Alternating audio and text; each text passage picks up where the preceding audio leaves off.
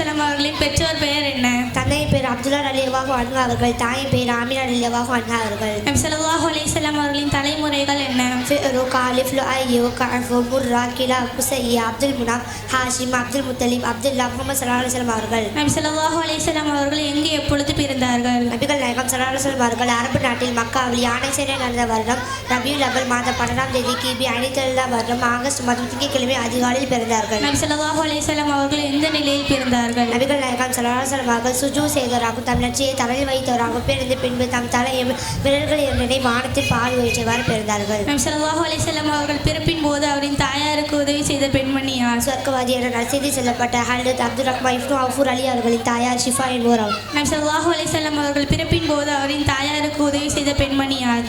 சொர்க்கவாதி என நற்செய்தி சொல்லப்பட்ட ஹல்ரத் அப்துல் ரஹ்மான் இப்னு அஃபூர் அலி அவர்களின் தாயார் ஷிஃபா என்பவர். நபி ஸல்லல்லாஹு அலைஹி வஸல்லம் அவர்கள் பிறந்த செய்தி மக்களுக்கு தெரிவித்தவர் யார்? பெருமானாரின் சிறிய தந்தையான அபுலகமின் அடிமை பெண் சுவேபா என்பவரால் நபி ஸல்லல்லாஹு அலைஹி வஸல்லம் அவர்கள் பிறந்த செய்தி அவர்களின் பாட்டனார் அப்துல் முத்தலிபிற்கு தெரிவிக்கப்பட்டது. முஹம்மது என்றால் என்ன? முகமது புகழ்ச்சிக்குரியவர், புகழை தகுதியுடையவர் என்பது பொருள். நபி ஸல்லல்லாஹு அலைஹி வஸல்லம் அவர்கள் பிறந்ததும் அவருக்கு பால் ஊட்டியவர் யார்? முதல் 2 நாட்கள் வரை அன்பு தாயான ஆமினா அம்மாள் பால் ஊட்டினார்கள். பின்பு பெரிய தந்தையான அபுலகமின் அடிமை பெண் சுவேபா பால் கொடுத்தார்கள்.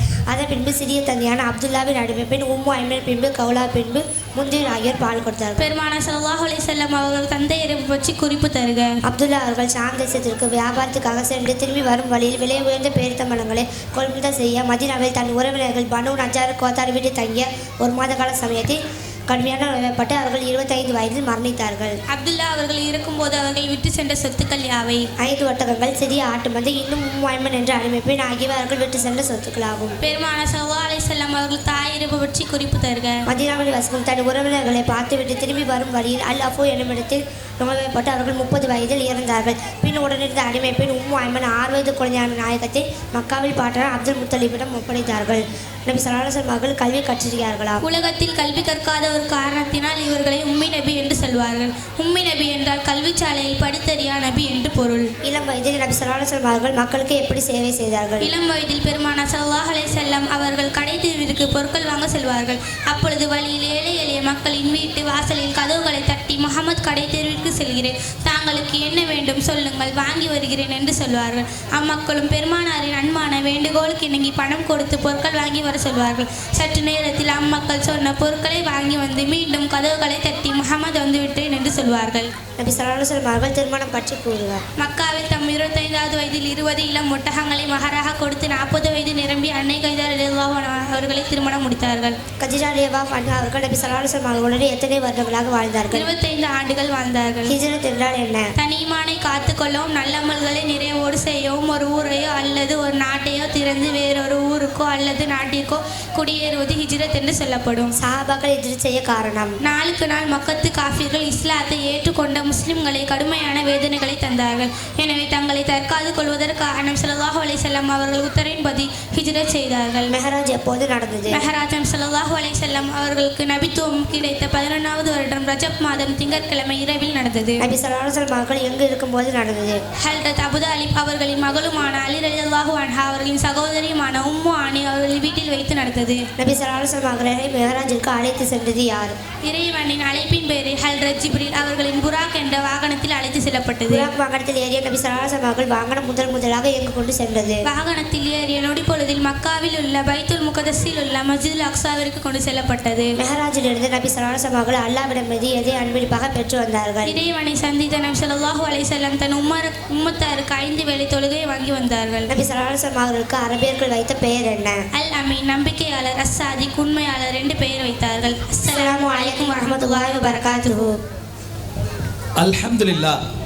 சரித்திரம் போற்றும் மாணவியின் சரித்திரத்தை எம் செவிகளுக்கு இனிமையாக தந்துதவிய சகோதரிகள் ஜஸ்ரா மற்றும் ஜுமானாவிற்கு எமது வாழ்த்துக்களும் துஆக்களும். அடுத்ததாக அண்ணல் நபியின் அமுத மொழிகளை அழகிய முறையில் எடுத்துரைக்க இதோ வருகை தருகிறார் மாணவி ஹசீனா. அஸ்ஸலாமு அலைக்கும் வரஹ்மத்துல்லாஹி வபரகாத்துஹு. எனக்கு இந்த மேசாவில் பேசுவதற்காக கொடுக்கப்பட்டுள்ள தலைப்பு அல் குர்ஆன் கூறும் நரகங்கள். அல் குர்ஆனில் ஸஈர் எனும் வார்த்தை இடம்பெற்றுள்ள இடங்கள். அன்றையும் அவர் அல்லாஹ்வின் மீதும் அவன் தூதர் மீதும் ஈமான் கொள்ளவில்லையோ நிச்சயம்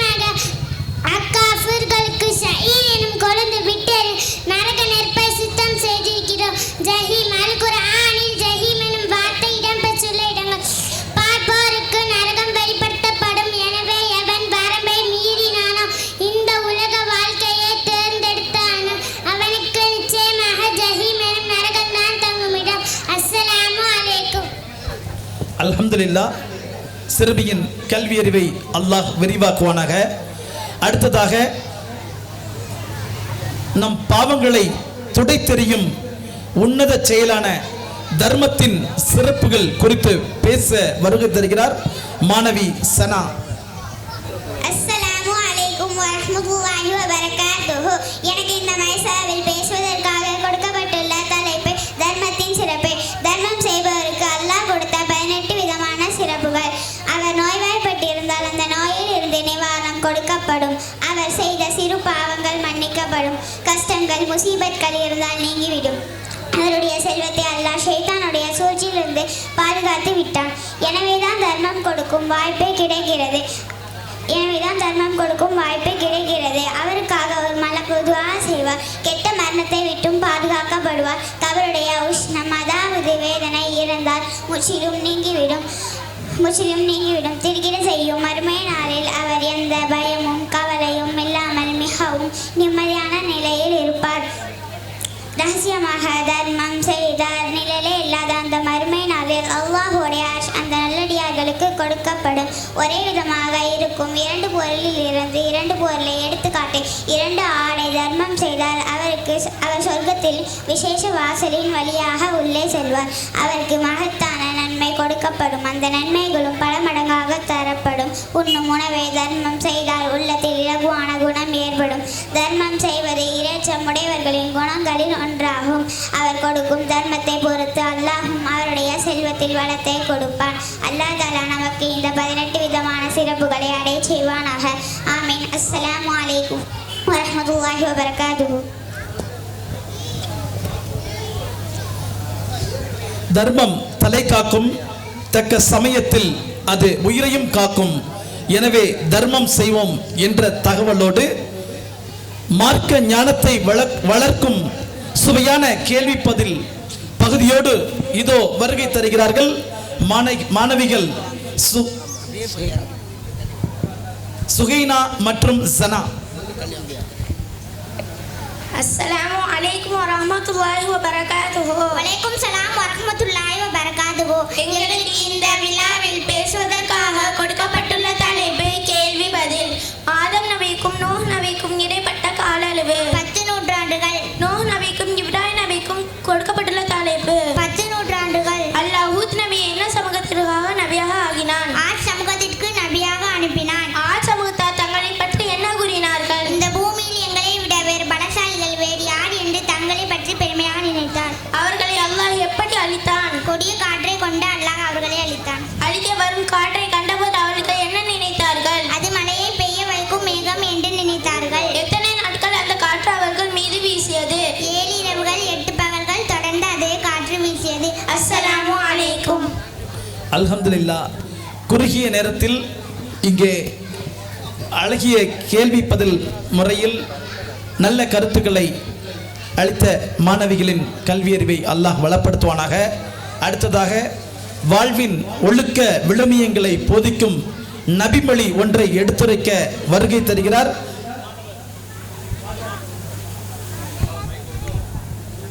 அஸ்ஸலாமு அலைக்கும் வரஹ்மத்துல்லாஹி வபரகாத்துஹு. காலன் நபியு ஸல்லல்லாஹு அலைஹி வஸல்லம் அஸ்ஸலாத்து மிஃப்தாஹுல் ஜன்னா. தொழுகை சொர்க்கத்தின் திறவுகோல். காலன் நபியு ஸல்லல்லாஹு அலைஹி வஸல்லம் அல் மர்உ மன் அஹப்ப. மனிதன் யாரை விரும்புகிறானோ அவர்களுடன் நாளை மறுமையில் இருப்பான். அஸ்ஸலாமு அலைக்கும்.